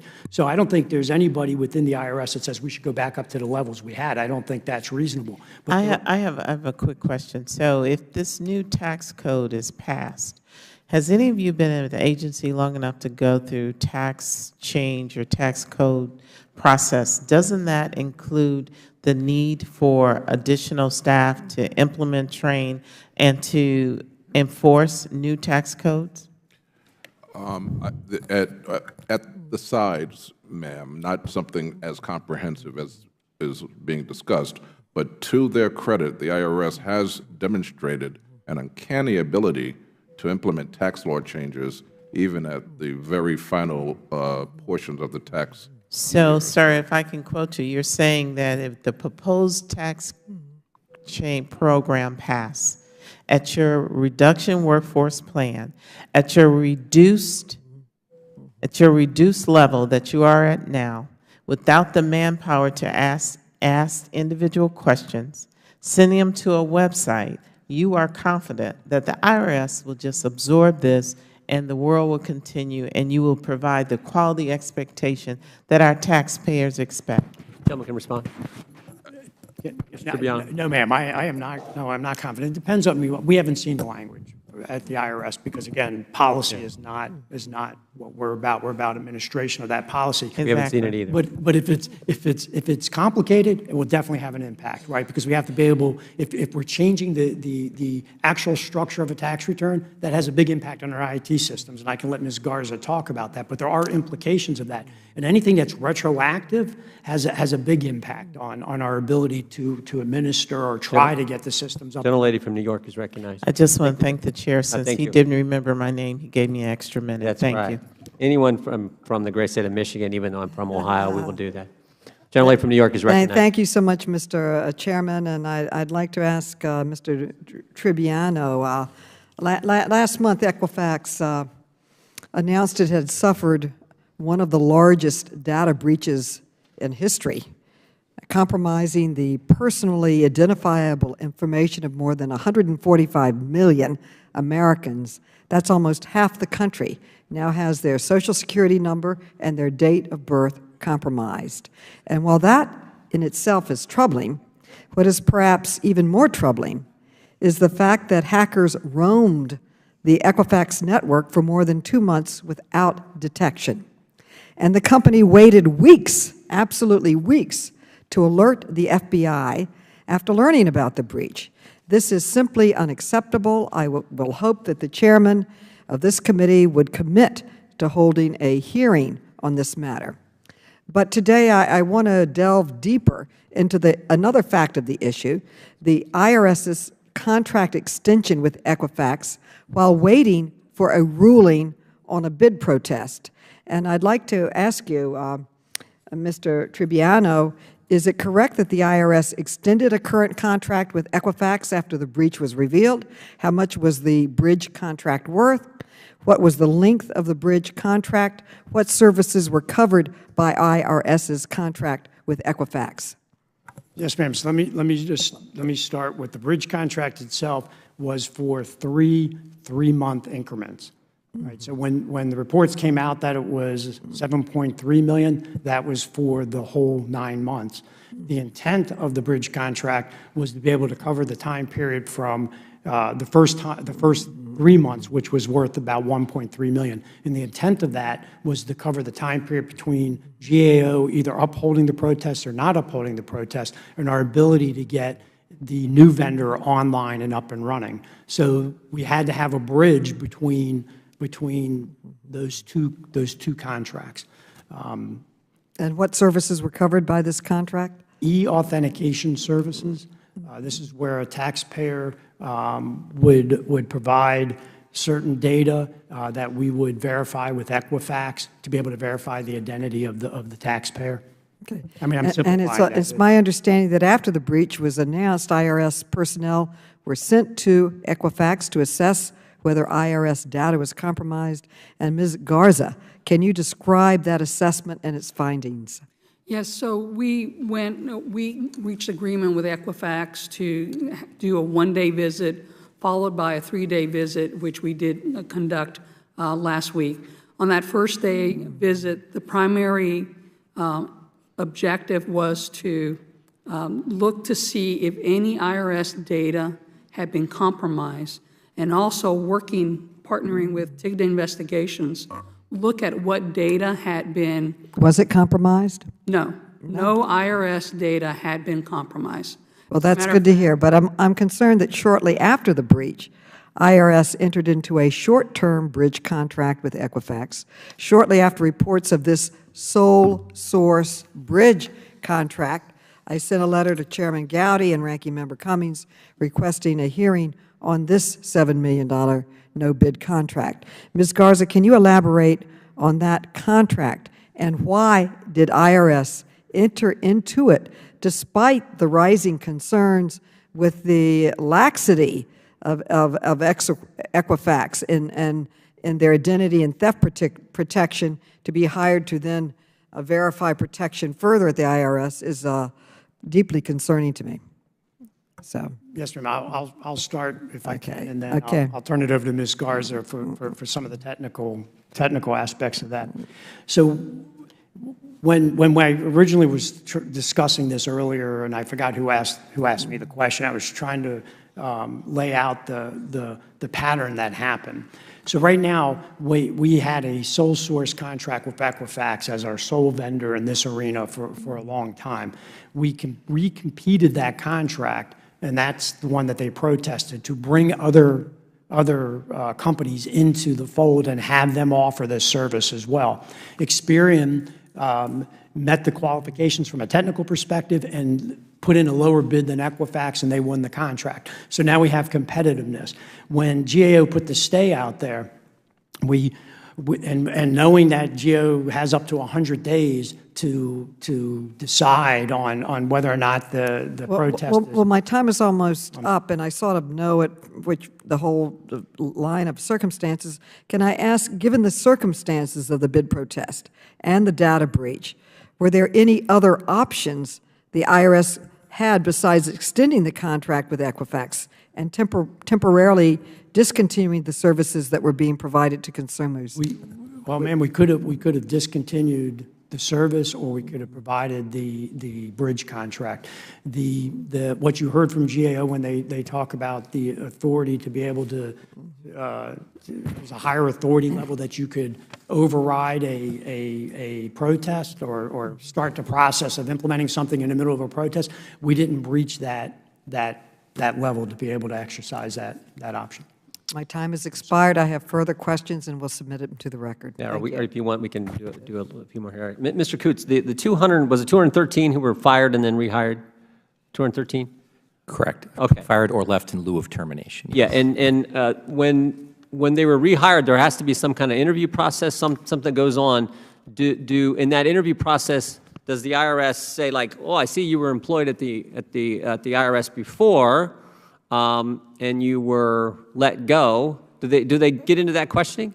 They may get to it in suitability, but they don't get to it when the selecting official is making the decision to make the offer. That person does not have the derogatory information in front of them, which is our primary concern here. But someone at some time knew this person was fired, and now they're back in front of me seeking employment at the very agency that fired him. Yes, it's in IRS's database called alerts. It's right in there. Okay, so 4 people were fired for looking at information, private taxpayer information that they were not entitled to look at, right? Correct. They were fired for that. They are now back in front of the IRS wanting a job, and someone has that information in front of them, said, you were fired for looking at confidential taxpayer information, and now you want to come back and work for the Internal Revenue Service. And somehow that gets moved along to the next level where supposedly they don't have this information. Is that accurate? Well, no, I think the bigger issue is they don't have that information. And it's a selecting official who has people who are best qualified. They get onto their desk, and that person does not have the information you just described. I think that's what we want to happen here. We want the person making the hiring decision to know the derogatory information. Someone in some point in the process did have that information? They may have it after the offer's been made, but if it's a suitability issue, as Mr. Triviano's described, they can forget about it if it's more than 5 years old or 6 years old, or there's other circumstances where it doesn't matter. And that's what he's talking about. How can it not matter that people were accessing confidential taxpayer information, were fired for it, are now back in front of the IRS asking for a job, and are going to have access to that same kind of confidential taxpayer information? Because the OPM process for the suitability forgives certain things after a certain period of time. It's mitigated by time. And there's no obligation on the part of the person seeking employment to give that information? Well, when it gets to that point, you can't reverse it. You could have reversed it earlier in the process. That's why we wanted it earlier in the process. When the officials making the selection, you can do it then. So they need to do it earlier in the process. Absolutely, absolutely crazy. Ms. Garza, let's go back to the previous questions. The 145 million, 143 million, that number that Equifax announced, what relationship does that 143 million have to people who file with the IRS, if any? What's the overlap? How does that relate to the Internal Revenue Service? We don't know what that overlap is. We went into and just looked at what data elements have been compromised. But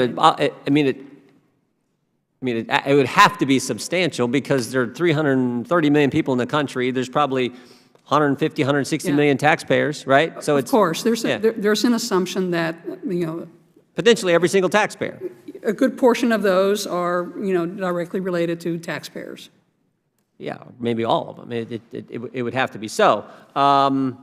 This is announced that there's this major breach, 143 million Americans, and 1 month after it's announced, you do this no-bid contract to Equifax. Is that right? Yes, sir. Okay. And Ms. Garza, you testified before the Ways and Means Oversight Subcommittee that you had no knowledge of the short-term contract prior to it being made public. What I testified was that I did not know it was signed on the 27th. Why would you not know that? It was not an IT contract. It was actually administered from the Identity Assurance Office. Yeah, but you're the Chief Information Officer, right? You're in charge of all this stuff.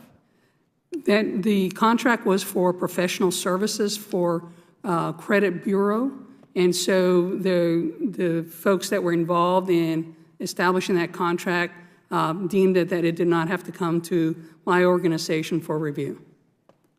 Any services or equipment that are used in automatic acquisition, storage, analysis, evaluation, manipulation, management, movement, control, display, switching, interchange, transfer, reception, information. Again, that's the definition of information officer. I just find that hard to believe that you had no idea that this was happening. I knew that there was a problem with the original Equifax, and there had been a protest, but I was not involved in any discussions about what was to occur, how we were going to mitigate the situation. But you obviously knew there was a contract with Equifax at the time that they announced the breach, that the IRS had a contract with Equifax. Yes. Yeah. And you knew it was up for renewal? Yes. And it gets renewed without your knowledge? I did not know the specifics, and I was not involved in the conversations that went to making that decision. So this is, I mean, again, this is what drives Mr. Heiss, the first member to question today. This is what drives Americans crazy. We didn't know that we were rehiring people who committed fraud. We didn't know that we had 213 folks who had been terminated who are now back in front of us. We're going to rehire them, and they looked at confidential taxpayer information in a way that they weren't supposed to. And we didn't know, even though we had a contract with Equifax, even though we knew it was up for renewal, even though they announced 143 million Americans had their data compromise, we didn't know, and I had no part. It's like just passing. This is what drives them crazy. So, again, let's hope it all clears up when Mr. Koskinen is stepping down and we get someone new to run the place. The gentlelady from D.C. is recognized if she'd like an additional few minutes. Thank you. I wanted to stay to ask a question. And by the way, I'm not sure how the IRS is going to know anything if we keep cutting their budget. But I'm concerned for federal employees that work at the IRS because there have been reports of really vitriol well beyond. I think this question is for you, Mr. George, because I think that this was reported to the IG. It's clear that that IRS employees have had increased, in fact, a marked increase in the number of threats. Apparently, there have been 1,556 investigations into possible threats since the beginning of the year. And there have been prosecutions, apparently. I was very concerned that commercial trucks, and I must indicate that these reports say that the Trump Hotel is very close to the IRS, so some of this may be people from God knows where protesting that, or they're protesting the IRS. So it makes this a volatile spot. What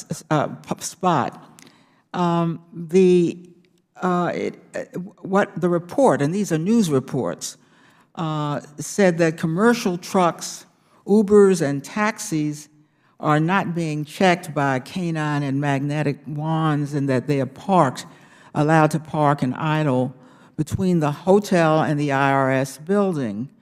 employees said that were particularly concerned, because all of us may have read about this as well, about the arrest in May of a man from Pennsylvania who brought a whole cache of weapons and 90 rounds of ammunition into the Trump Hotel parking lot.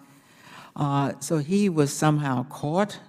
I'm gratified to say he pleaded not guilty, but then he, and of course, after arrest, pleaded not guilty, but while he was out after that, awaiting trial, prosecutors said he posted dangerous anti-government messages on social media. Now, look, I'm a First Amendment absolutist, but when prosecutors say that there may be a crime here, I do pay attention.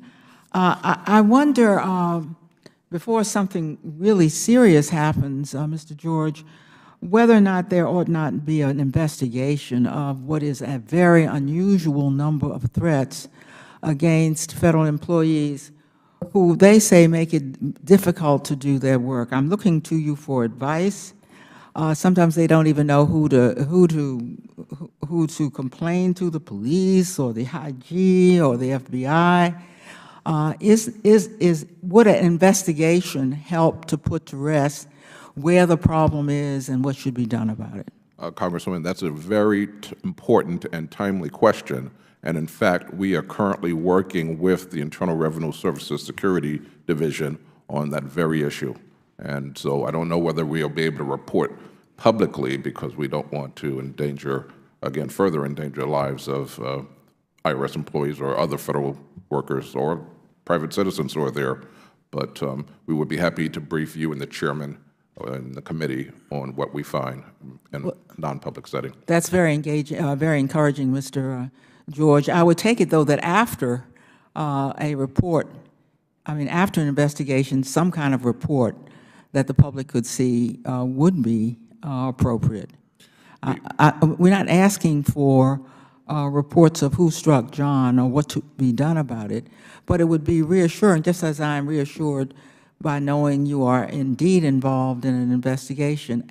At the end of that investigation, surely there's something that the IG's office could say, so that, for example, people would know that various steps have been taken, et cetera. Is that not possible? I will certainly take that under advisement, and I'm certain there would be a possibility for us to issue a somewhat redacted version that wouldn't endanger security and methods and sources, but nonetheless inform the public and the IRS employees about what actions have been taken.